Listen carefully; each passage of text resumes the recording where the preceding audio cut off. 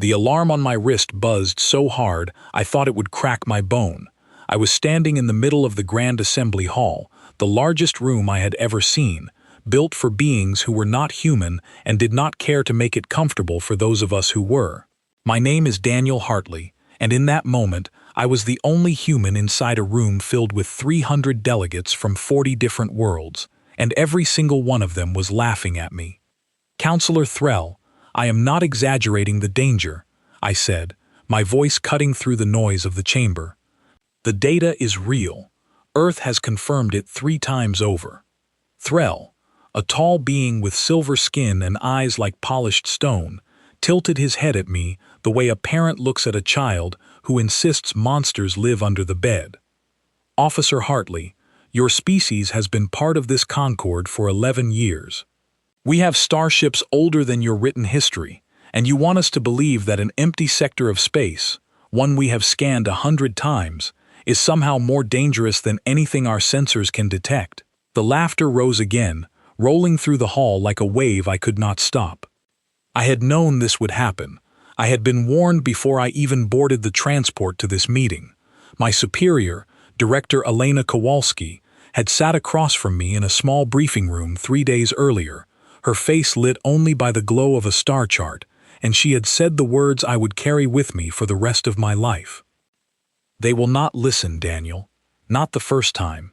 Maybe not the second, but we have to tell them anyway, because when it happens, and it will happen, we need to be the ones who said it first." I had asked her how she could be so certain. She had turned the star chart toward me, and I had seen the region marked in dull red, a stretch of stars the Concord called the Aldabra Expanse. To every alien astronomer, it looked like nothing: dust, dead planets, a few burned-out stars. But Earth's researchers, working with old radio telescopes that most of the galaxy considered obsolete junk, had picked up something strange, a pattern, a rhythm buried inside background noise that repeated every 11 hours, precise down to the microsecond. "Machines do that," Elena had told me. "Nature does not count. Nature does not repeat itself with mathematical perfection. Something built that signal, and something is still running it." It was not proof by alien standards. Alien scanners, far more advanced than ours, had passed through that region a dozen times and found nothing but silence and dust. But our scientists had done something the others never bothered with. They had cross-referenced the signal against ancient records, buried texts recovered from a dead civilization on a moon 3 systems away, texts nobody else had bothered to translate because they were considered myth, not science. In those records there was a warning, written in symbols older than human language itself, about a line that must not be crossed, a border that watched and did not forgive. Earth had connected dots that no one else even saw as dots. That was our gift, according to Elena. We were young, yes. We were behind in weapons, behind in speed, behind in almost everything the Concord valued. But we were stubborn, and we noticed patterns, and we did not throw away old information just because it came from primitive tools. Standing in that assembly hall, staring at hundreds of laughing faces, I understood that none of that mattered to them. To the Concord, humanity was the newest, smallest, weakest voice at the table, and no one at that table believed a whisper from the newest voice. "Show us proof, Officer Hartley," Threll said, waving a long silver hand toward the massive display screen behind him. "Real proof, not folk tales and old radio static." I pulled up the data anyway, knowing it would not be enough. The signal appeared on the screen, a small spike repeating over and over, so subtle that most instruments filtered it out as noise. A murmur ran through the hall, not of concern, but of amusement. "This is what frightens Earth?" A delegate from the Varan cluster called out, a being with 4 eyes and a voice like grinding gravel. "A wobble in the static?" "It is not a wobble," I said, keeping my voice steady even as my chest tightened. "It is a signature. It has repeated for as long as we have been listening, which is over 60 years now. It has never changed. Not once. Nothing natural behaves that way."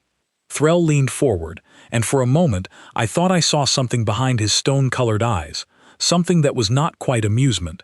but it vanished as quickly as it appeared, replaced by the same tired patience adults use with children. Officer Hartley, I understand that your people are eager to prove your worth to this council. That is natural. You are new, and you want to matter. But we cannot make policy based on radio noise and legends from a dead civilization that could not even build a proper starship. With respect, Counselor, that dead civilization is dead for a reason, I said. Maybe we should ask why.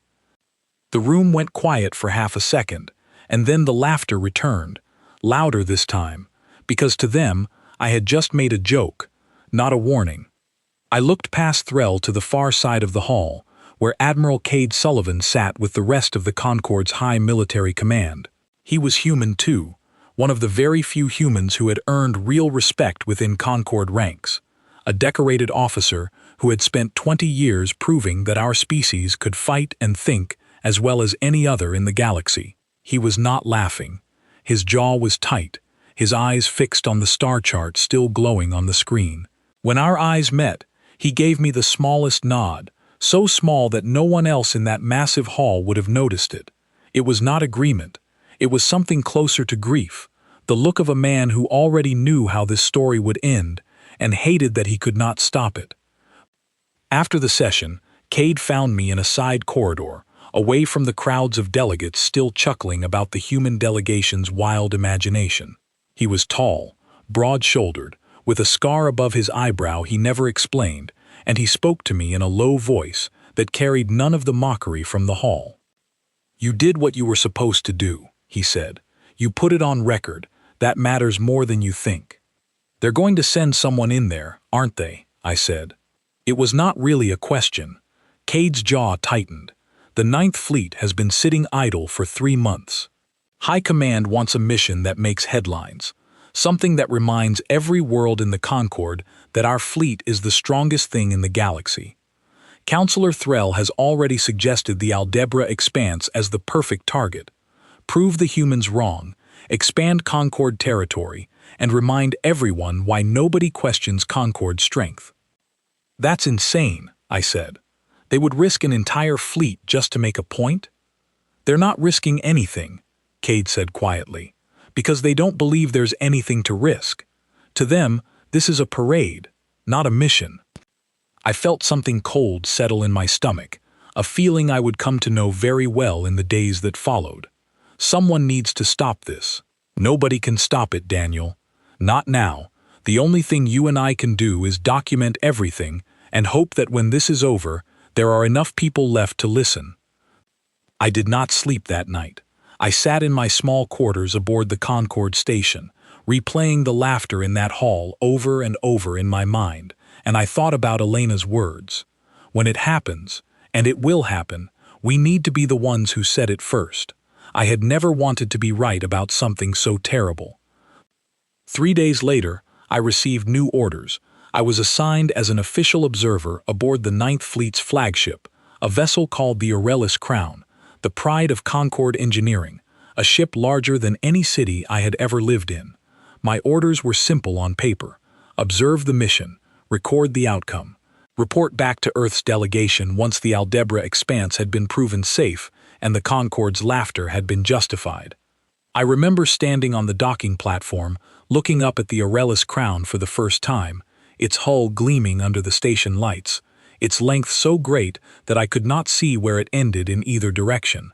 Thousands of crew members from a dozen different species moved around me, preparing for departure, none of them aware that a human liaison officer was walking among them carrying a warning that almost no one on that ship believed. I found Cade near the main boarding ramp, dressed in his formal Concorde uniform, his expression unreadable. "You're coming too," I said, half surprised, half relieved. "Someone human needs to be on that bridge," he said, "even if nobody there wants us."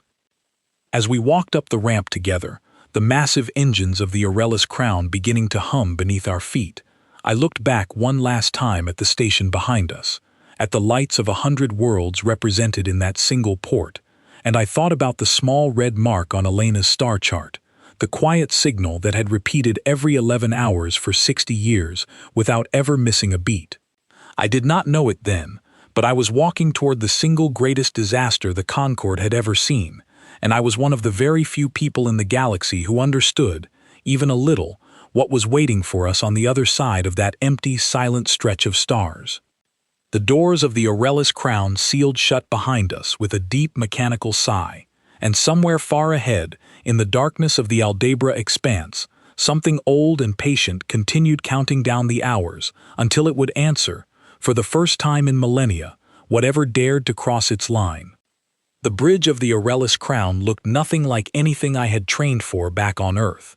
It was a wide, circular room with a ceiling that curved like the inside of a dome, and every wall was covered in soft blue light that pulsed gently with the rhythm of the ship's systems.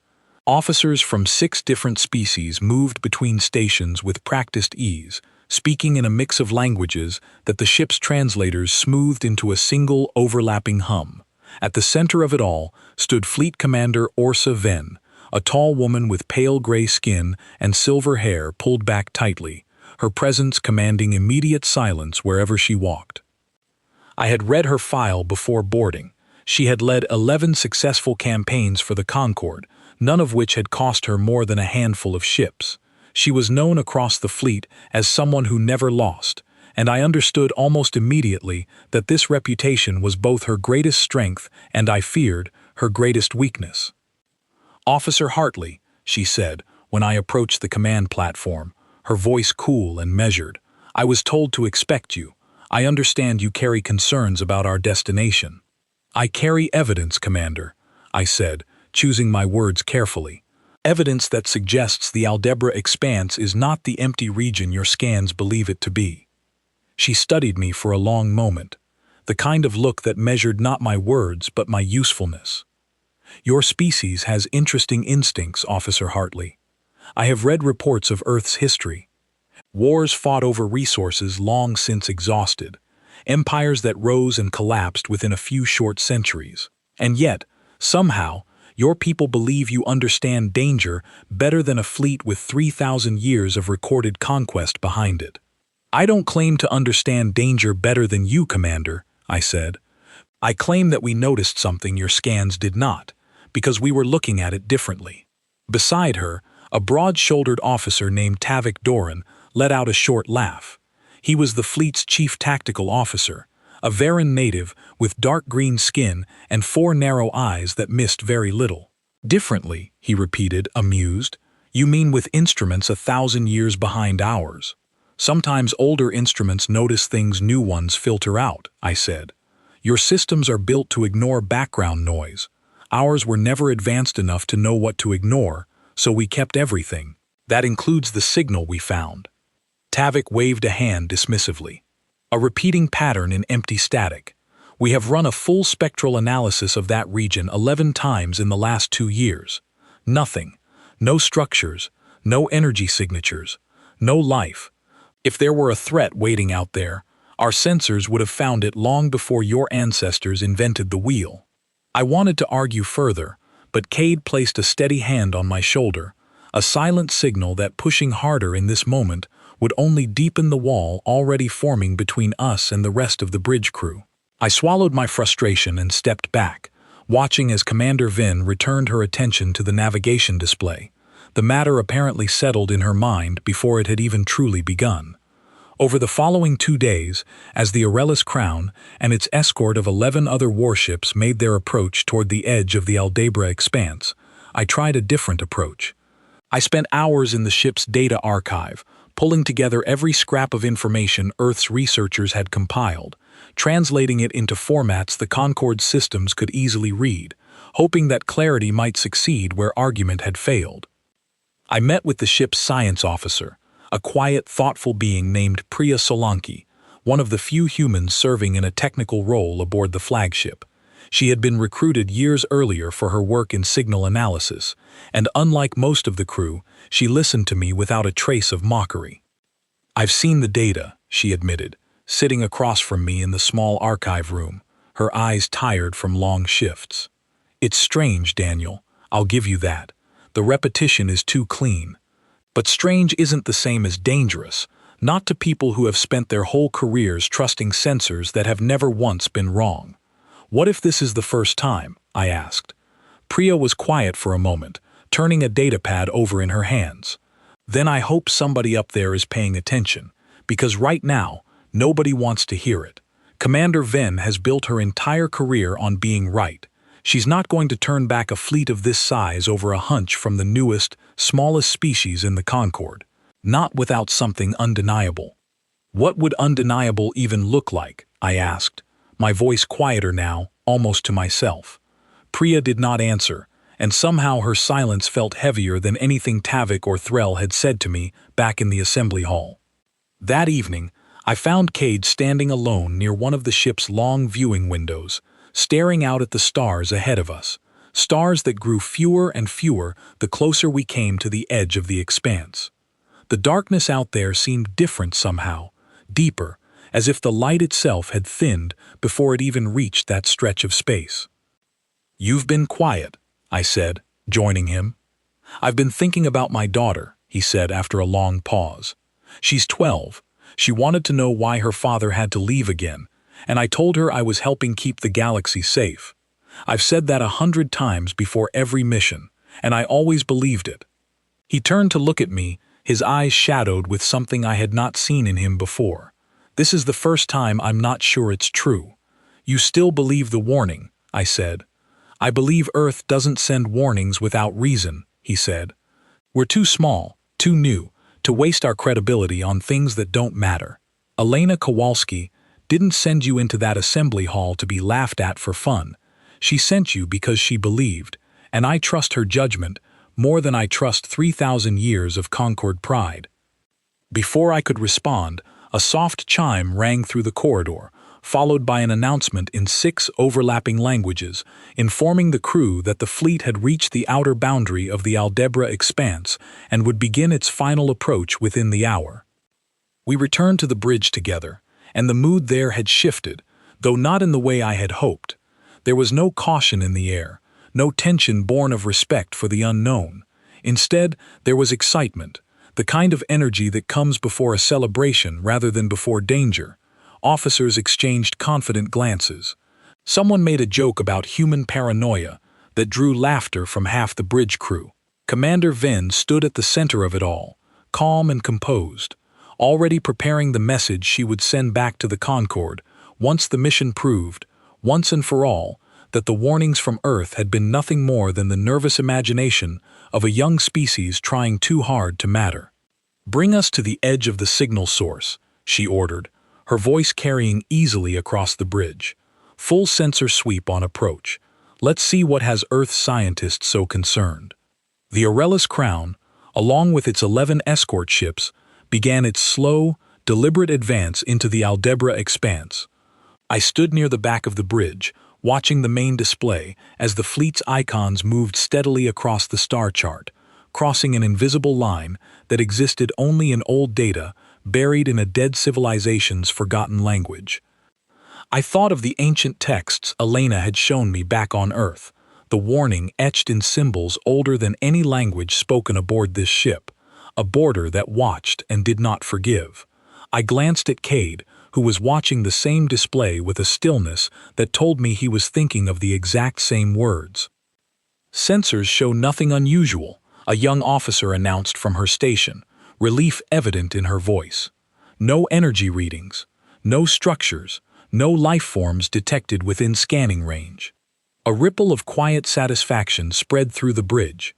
Tavik allowed himself a small, confident smile, glancing toward me as if to say the matter was already settled. Commander Ven nodded once, clearly pleased, already composing in her mind the report that would silence Earth's warnings for good. I felt Priya step up beside me, her eyes fixed on a smaller display, only she seemed to be watching closely. "The repeating signal," she said quietly, almost too quiet for anyone else to hear. "It just changed." I turned to her sharply.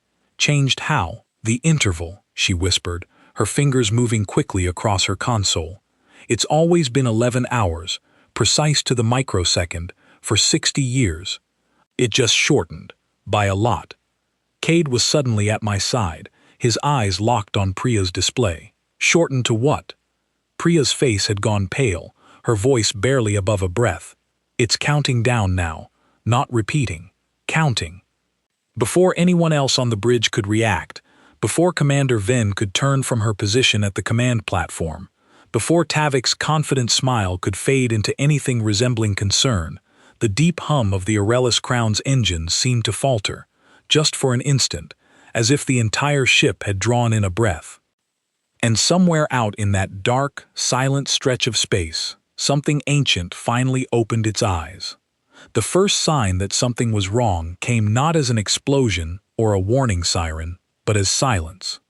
The escort ship Halvan Reach, sailing at the far edge of the formation, simply stopped transmitting. One moment its status light glowed steady green on the fleet display. The next, it blinked once and turned gray. "Comms officer, re-establish contact with Halvan Reach," Commander Ven ordered, her voice still calm, still carrying the confidence of someone who had never lost a ship in her life. "Trying now, Commander," the comms officer replied, fingers moving quickly across her console. A few seconds passed, then a few more. No response. Their transponder signal has gone dark completely. "Send a drone to investigate," Ven said, a small crease finally forming between her brows. Before the order could even be carried out, a second status light on the display blinked and turned gray. Then a third. I watched, frozen, as 3 more lights across the fleet formation dimmed one after another, each one representing hundreds, sometimes thousands, of crew members aboard ships that had been fully operational only moments before. "Something is jamming our communications," Tavik said, his 4 eyes darting rapidly between displays, his earlier confidence completely gone now. "I'm reading no attack signature, no weapons fire detected, no energy discharge of any kind." "Then why are we losing ships?" Ven demanded. Priya's voice cut through the rising confusion, sharp and urgent. "Commander, the countdown I detected has reached 0. Whatever that signal was measuring, it just finished." On the main display, a 7th light turned gray, and this time it was not an escort ship at the edge of the formation. It was the Corvain Ascent, one of the fleet's larger cruisers, positioned only a short distance from the Aurelis Crown itself. "All hands, brace for impact," Ven called out, though even as she said it, I could see in her eyes that she did not know what kind of impact to brace for. There had been no missile trail, no beam weapon, no visible ship or fleet approaching from any direction. Whatever was taking apart the 9th Fleet piece by piece was doing so from somewhere that our sensors simply could not see. I gripped the edge of a console, my knuckles white, watching the display as more lights winked out, faster now, no longer one at a time but in clusters of 2 and 3. The bridge, which only minutes earlier had been filled with confident chatter and quiet laughter, had fallen into a heavy, suffocating silence broken only by the frantic voices of officers trying desperately to understand what was happening to their fleet. "Pull us back," Cade said suddenly, stepping toward the command platform, his voice firm despite the chaos around him. "Commander, order a full retreat. Now, before we lose the flagship too." Ven hesitated, and in that hesitation I saw the terrible weight of a lifetime built on victories now colliding with a threat she could not understand, let alone defeat. "Helm, reverse course," she finally ordered. "Full retreat, all remaining ships, immediately." The Aurelis Crown began to turn, its massive engines groaning under the sudden strain of the maneuver, but it was already too late for many of the ships around us. I watched through the main viewing window as the Threndel Wake, a support vessel carrying medical and engineering crews, simply vanished from view, not destroyed in a visible explosion, but gone, as though some invisible hand had reached out and erased it from existence entirely. "What is doing this?" Tavik shouted, his composed military training finally cracking under the pressure. "Show me something. Anything. A weapon, a ship, a beam, I don't care what it is. Just show me what we're fighting." "There's nothing to show you," Priya said quietly, her voice trembling slightly as she stared at her readings. "That's what Earth's data was trying to tell us. It isn't a weapon we can see. It isn't a fleet waiting to ambush us. It's something built into the space itself, something that has been here for longer than any civilization currently alive in this galaxy. I thought back to the ancient texts Elena had shown me, the warning etched by a civilization that no longer existed, a civilization that had learned this lesson in the worst possible way and left behind only a fading message for anyone wise enough to listen, a border that watched and did not forgive. I understood now, with a horror that settled deep into my bones, that we had crossed that border, and it had judged us exactly as it was built to. The Aurelius Crown's engines strained harder as the ship fought to reverse its course, but the massive vessel had been built for power and presence, not speed, and every second felt like an eternity as more lights across the display continued to fade. 8 ships gone, then 9. The numbers climbed with a terrible, mechanical patience that reminded me painfully of the 11-hour rhythm Earth's scientists had tracked for 60 years, never realizing they were listening to something counting down toward this exact moment. "Commander, the Solvane Ridge just lost power completely," an officer reported, panic breaking through her professional tone for the first time. "All systems down. Life support failing across the entire vessel. Evacuate them," Ven ordered immediately. "Get every shuttle we have moving now." "There's no time," Cade said grimly, watching the display. "Whatever this is, it isn't giving us time." I felt a hand grip my arm and turned to find Priya beside me, her face pale, but her eyes sharp with a sudden, desperate focus. "Daniel, the emergency shuttle bay on Deck 7. If this ship goes the way the others have, we need to be ready to move the moment Commander Ven gives the order, and something tells me that order is coming very soon." "I'm not leaving the bridge," I said, even as every instinct in my body screamed at me to run. "You're not military personnel," Priya said firmly. "Your job was never to fight this. It was to warn people, and you did that. Now your job is to survive long enough to make sure someone remembers what happened here today." Before I could argue further, the entire ship shuddered violently, throwing several crew members from their stations. Emergency lighting flickered on across the bridge, casting the room in a dim red glow that made the growing panic feel even more real. "Hull integrity failing on decks 11 through 15, a voice called out over the chaos. "We're losing structural cohesion." Commander Ven turned toward Cade, and for the first time since I had met her, I saw something in her expression that looked almost like fear, quickly buried beneath the discipline of a lifetime of command.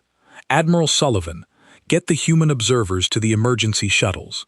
"That's an order." "Commander, you should come with us," Cade said. "A commander does not abandon her bridge while her crew still fights to save this ship," Ven said, her voice steady despite everything happening around her. "Go. Now, before it's too late for all of us."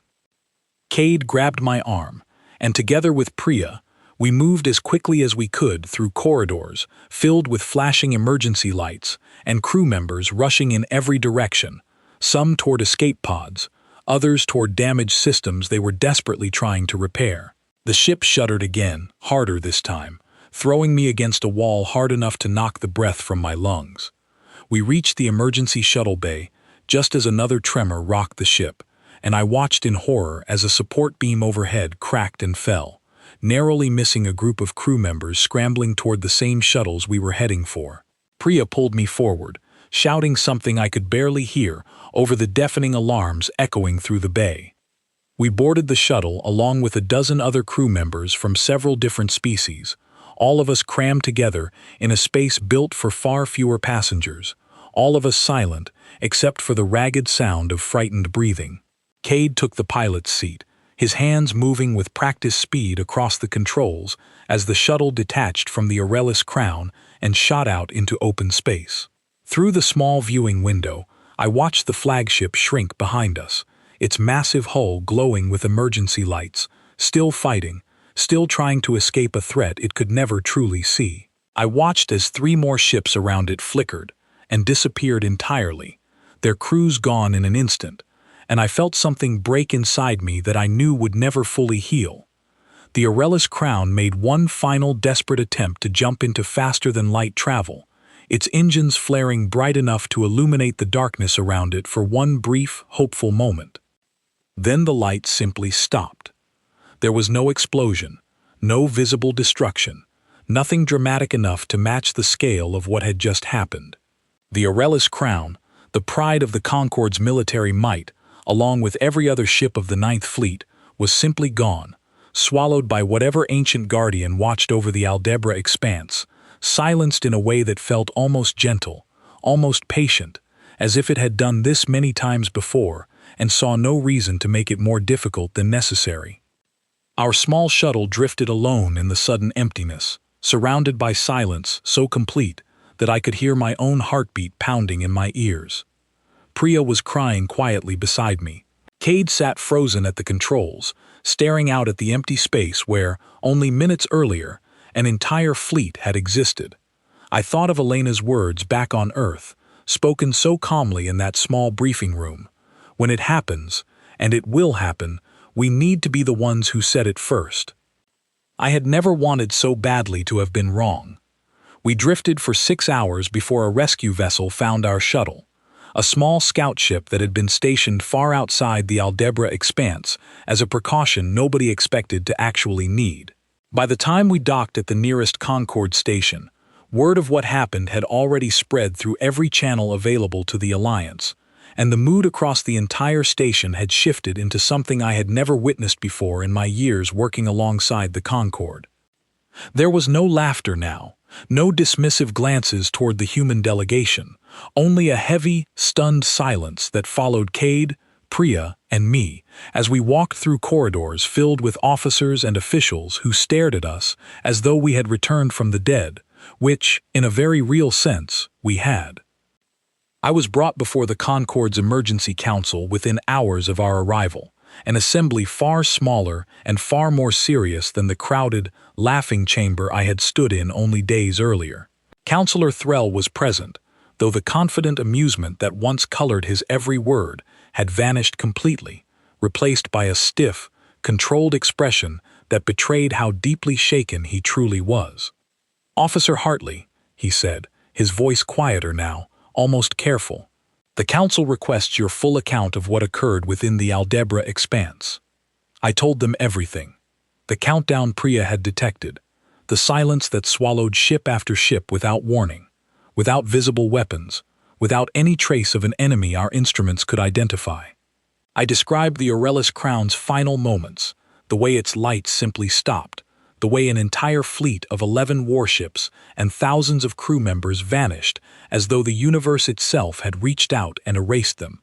When I finished, the chamber remained silent for a long moment. Then a delegate from the Varan cluster, a species that had mocked Earth's warning most loudly only days before, spoke in a voice stripped of all its former confidence. "How did your people know this would happen? Our sensors detected nothing across a dozen surveys of that region. What did Earth see that the rest of the galaxy did not?"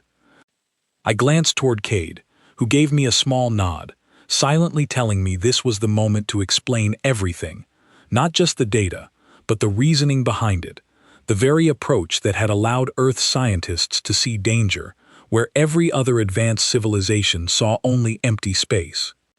"Earth's instruments are not as advanced as yours," I said, choosing my words carefully. "Our sensors cannot detect a fraction of what your ships can measure in a single sweep. But because our technology is limited, our scientists learned long ago not to throw away information just because it seemed unimportant or difficult to explain. We record everything, even signals most civilizations would filter out as background noise, because we cannot always tell in advance what will matter later." "And the signal you found," Threll said, "how did your people determine it was dangerous rather than simply unusual?" "We didn't determine it alone," I admitted. "Our researchers cross-referenced the signal against ancient records recovered from a dead civilization on a moon several systems from Earth, records that most of the Concorde dismissed as myth rather than science, because they were not written in a language your instruments could easily translate. Those records described a boundary, a line that watches and does not forgive, guarded by something built long before any current civilization existed. Earth scientists connected a modern signal to an ancient warning that everyone else had ignored simply because it did not come wrapped in the right kind of proof." A long silence followed my words, broken finally by a delegate I did not recognize, an elder from a species called the Corveth, known across the Concord for their long institutional memory and careful historical records. "We have those same texts in our archives," she said slowly, almost to herself. "We always believed them to be religious folklore, stories meant to explain natural disasters our ancestors could not understand. It never occurred to us that they might describe something still active, something still functioning after all this time."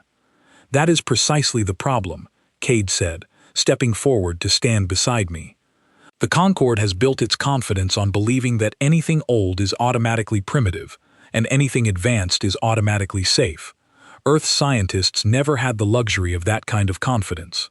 We have always had to work with limited tools, which forced us to take old information seriously, even when it seemed foolish to more advanced civilizations." Threll's silver eyes moved slowly across the chamber, taking in the shocked, humbled expressions of delegates who only days earlier had laughed openly at a warning they now understood, far too late, had been completely accurate. "The Ninth Fleet was our strongest deployed force," he said quietly.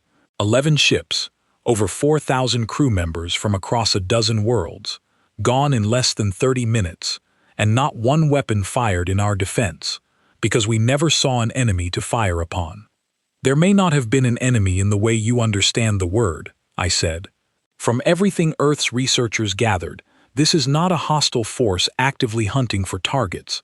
It is a guardian, built to protect a boundary, activated only when something crosses a line it was designed to defend. It did not choose to destroy the Ninth Fleet out of aggression. It simply did exactly what it was built to do, the same thing it appears to have done to whatever civilization built those ancient warning texts in the first place. Then it will do the same to anyone else who crosses that boundary," a young delegate said, her voice tight with barely controlled fear. "This is not a single incident we can simply mourn and move past. This is a permanent threat sitting at the edge of our territory, one we now know exists but still do not understand. Which is precisely why Earth sent its warning in the first place," Cade said. "Not to embarrass the Concord, not to prove a point about human intelligence, but because we understood, even without full proof, that ignoring old information simply because it seemed unscientific could cost lives. We were right to be cautious. We take no satisfaction in that outcome."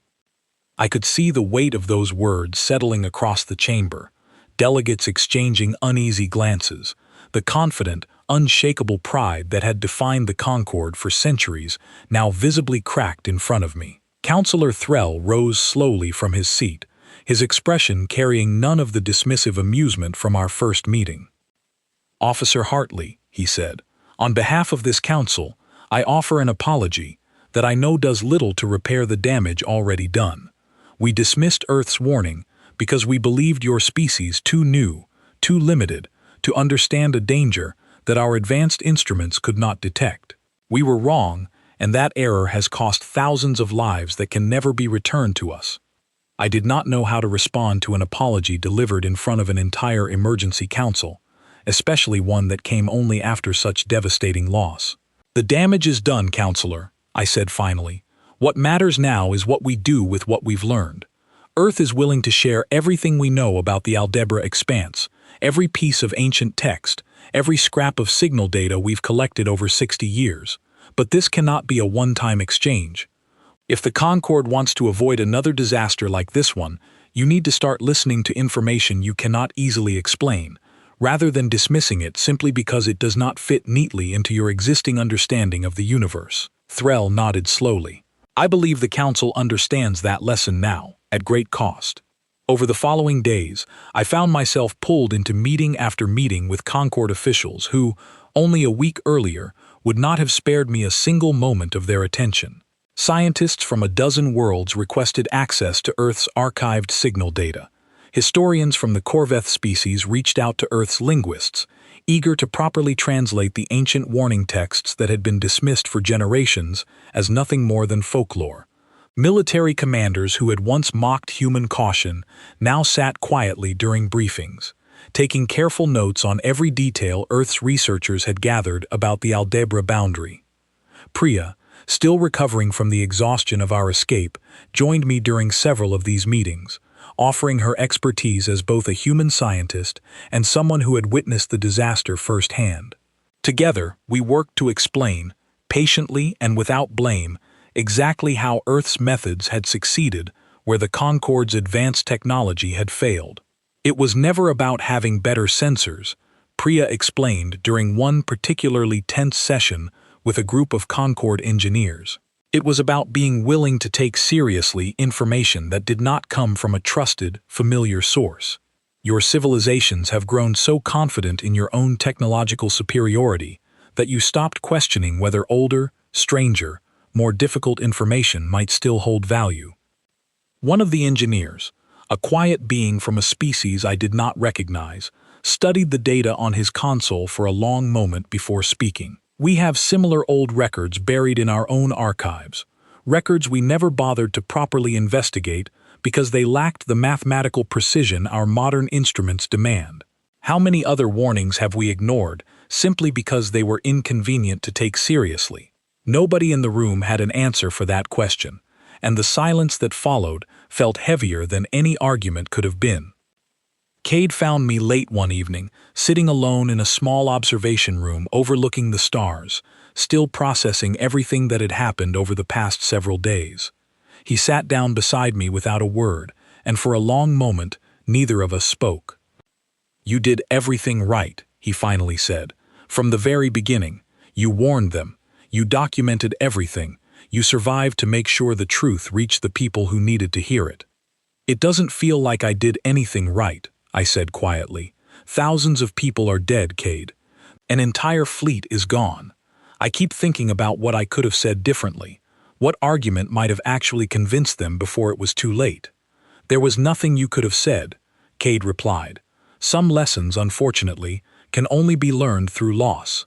What matters now is what happens next, and for the first time since Earth joined this alliance, people are actually listening to what we have to say." I looked out at the stars, thinking of Elena Kowalski back on Earth, waiting for my report, waiting to learn whether her warning had finally been taken seriously, even at such a devastating cost. I thought of the Ninth Fleet, gone in less than 30 minutes, a warning written in ancient symbols finally understood far too late to save the lives lost, crossing that terrible, patient boundary. "What happens next," I said slowly, "is that we make sure this never happens again. Not to the Concorde, not to Earth, not to any world foolish enough to underestimate a warning simply because it did not come from a familiar or comfortable source." Cade nodded, and for the first time since the disaster, I felt something other than grief settle over me. It was not relief, not exactly, but a quiet sense of purpose, the understanding that the terrible price paid by the Ninth Fleet might still serve to protect countless lives in the future, if only the galaxy finally learned to listen before it was too late. 3 weeks after the loss of the Ninth Fleet, I stood once again in the Grand Assembly Hall, the same room where I had once been laughed at by hundreds of delegates who believed Earth had nothing valuable to offer the Concorde. This time, the hall was completely silent as I walked toward the central platform, and I could feel the weight of every eye in that massive chamber, following my movements with a mixture of respect and lingering guilt that no apology could ever fully erase. Elena Kowalski stood beside me, having traveled from Earth specifically for this session, her expression calm but carrying the quiet authority of someone who had been proven right in the worst possible way. Behind us stood a delegation far larger than the one I had originally brought before this council. Representatives from Earth's leading scientific institutions, historians who had spent years studying ancient texts once dismissed as folklore, and military advisors including Cade, who now stood not as a token human officer tolerated for his usefulness, but as a respected voice within Concorde Command. Councillor Threll rose to address the chamber, his voice carrying none of the dismissive confidence I remembered from our first meeting. "This emergency session has been called to formally establish new protocols between the Concorde and Earth, protocols that reflect the lessons this council has learned at great and irreversible cost. Director Kowalski, the floor is yours." Elena stepped forward, her presence commanding attention without needing to raise her voice. 3 weeks ago, Earth warned this council about a danger hidden within the Aldebaran expanse. That warning was dismissed as primitive superstition, the nervous imagination of a species too new and too limited to understand true danger. The Ninth Fleet paid the price for that dismissal, a price that should never have been necessary. She paused, letting her words settle across the silent chamber before continuing. Earth is not here today to seek blame or to claim superiority over any species in this alliance. We are here because we believe the tragedy of the Ninth Fleet does not have to be repeated, provided this council is willing to fundamentally change how it evaluates information, especially information that does not fit comfortably within existing assumptions about strength and technological advancement. A delegate from a species I did not immediately recognize raised a hand cautiously. What exactly is Earth proposing? 3 things, Elena said. First, the immediate creation of a joint research division, staffed by scientists and historians from every member world, dedicated specifically to reviewing ancient texts and forgotten records that have been dismissed across Concord history simply because they lacked modern scientific proof. We now know at least one such warning was completely accurate. There is no reason to believe it is the only one. Murmurs rippled through the chamber, and I noticed several delegates from the Corvith species exchanging uneasy glances, clearly already anticipating how many of their own historical archives might require a second, more serious look. Second, Elena continued, Earth requests full standing within Concord military planning sessions, specifically regarding any expansion into unexplored or lightly explored regions of space. Not because we believe ourselves more capable than established Concord forces, but because our different approach to gathering and evaluating information has already proven valuable in ways that traditional Concord methods did not anticipate. Admiral Cade Sullivan stepped forward at this point, his voice carrying the weight of both his military rank and his first-hand experience of the disaster. I have served in Concord Command for over 15 years, he said. I have always believed our fleets, our technology, our strategic doctrine to be the strongest in the galaxy. I still believe that, in many respects, but strength alone did not save the Ninth Fleet. Caution did not save the Ninth Fleet, because caution was dismissed before it could be applied. What might have saved them was a willingness to take an unfamiliar warning seriously, simply because it came from an unfamiliar source. Threll nodded slowly, his silver eyes carrying a heaviness I had not seen in him before our first meeting. And the third request, Director Kowalski? The third, Elena said, is perhaps the most difficult for this council to accept. Earth requests that the Aldebaran expanse be formally designated as a permanent restricted zone, monitored but never approached, and that this designation be treated with the same seriousness as any other confirmed and significant threat within Concord territory. We do not yet understand what built that boundary, or why it continues to function after countless centuries. Until we do, the only responsible course of action is complete avoidance, regardless of how tempting that region's resources might appear to future expansion efforts. A long silence followed her words, broken finally by the elder Corveth delegate who had spoken during my earlier testimony. Earth is asking this council to accept a limitation on our own expansion, based on evidence gathered largely through methods this council once considered beneath serious consideration. Yes, Elena said simply, because that evidence, dismissed as beneath serious consideration, was completely accurate, and ignoring it cost thousands of lives.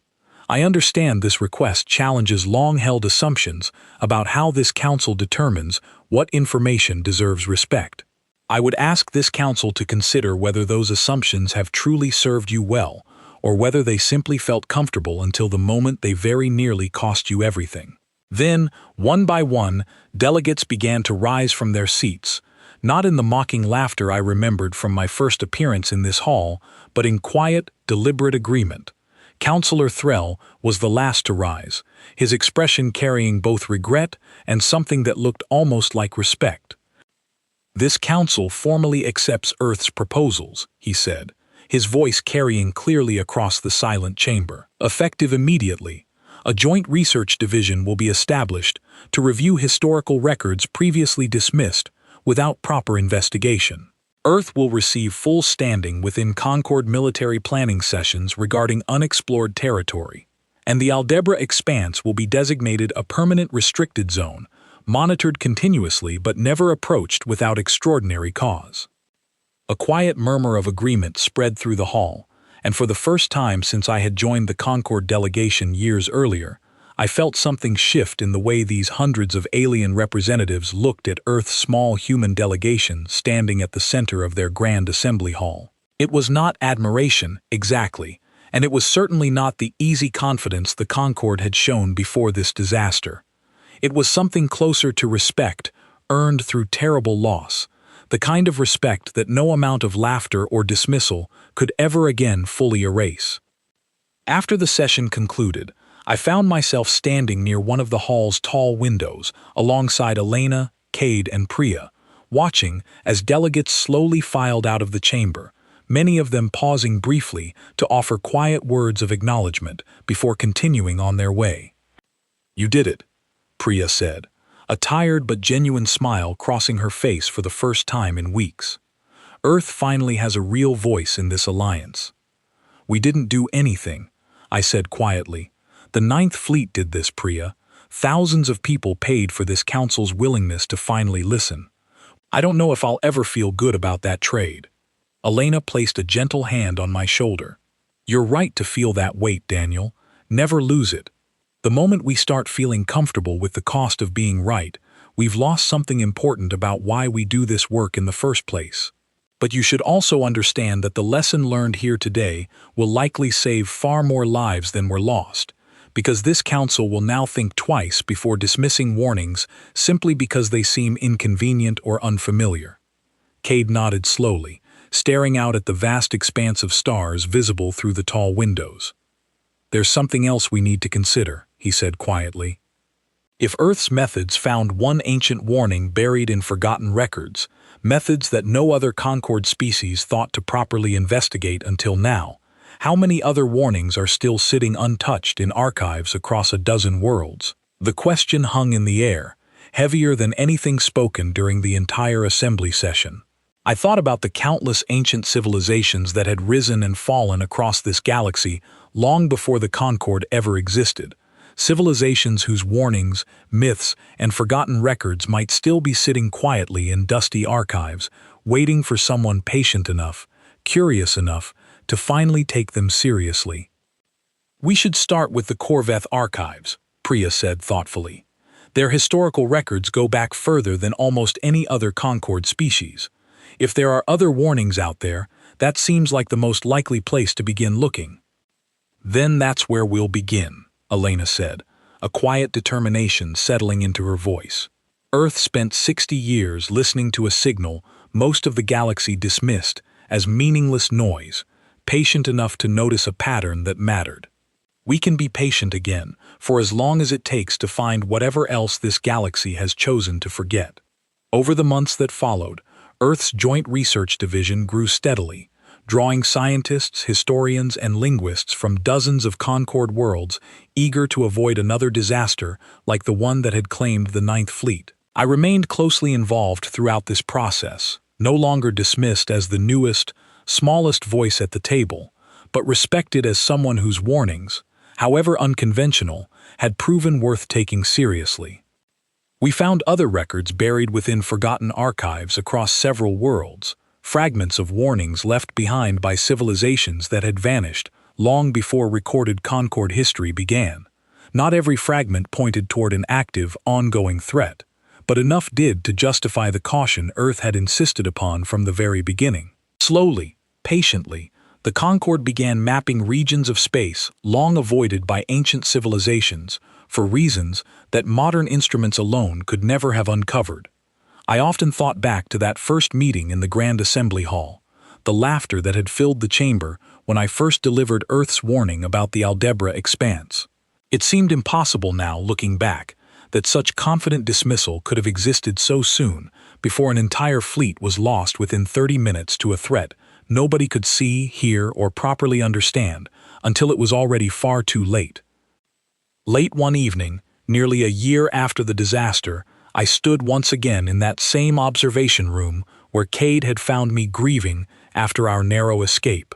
The stars outside looked exactly as they always had, distant and silent, carrying secrets far older than any civilization currently alive to interpret them.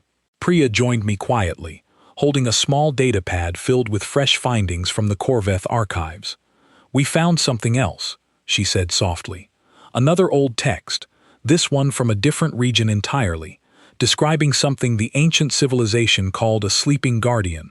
The description is different from what we found regarding the Aldabra expanse, but the warning carries the same weight, the same insistence that certain boundaries exist for reasons modern instruments simply cannot detect." I took the datapad from her, scanning the translated text slowly, feeling a familiar chill settle over me as I recognized patterns similar to what Earth's researchers had originally found buried within decades of dismissed radio noise. "Send this to Elena," I said quietly, "and prepare a formal briefing for the Council. We start the same way we did before, patiently, carefully, and this time, hopefully, they'll listen before anyone else has to pay the price the Ninth Fleet paid to teach this lesson." Priya nodded, already turning to leave the observation room, but she paused at the doorway, looking back at me with an expression that mixed exhaustion with quiet determination. "Do you ever wonder how many more of these warnings are still out there, waiting for someone patient enough to finally notice them?" I looked out at the stars once more, thinking of ancient civilizations long vanished, of ships lost within minutes to threats nobody could properly see, and of a small young species that had learned, at devastating cost, the value of taking old and unfamiliar information seriously. "I think," I said slowly, "we're only just beginning to find out." Behind me, the stars continued their silent, patient watch, carrying secrets far older than anyone in that room could yet imagine, waiting quietly for the day someone finally listened closely enough to hear them.